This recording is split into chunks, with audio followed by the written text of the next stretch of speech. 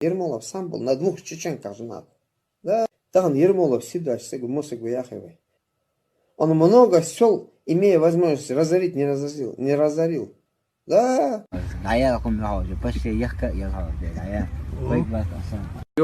Вы мелкие стрепухи, ёх, Коли Мельников. Собирайте всякую небылицу против чеченов.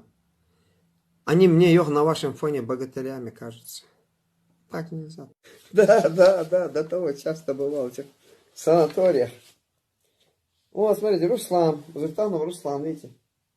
Видите, выцвело уже. Хронический простатит, вот подношу поближе, видите? Вот здесь хронический простатит. Ну ты дурак! Знаете, что такое простатит? Это когда вам, Олушко с детям массаж не делают, задний проход. Ну нахер. Отец.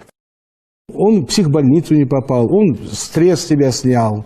Ну, надо радоваться таким людям. Я вот к ним отношусь, как, знаете, они вот, если бы не эта таблетка клавитура, то он бы заболел.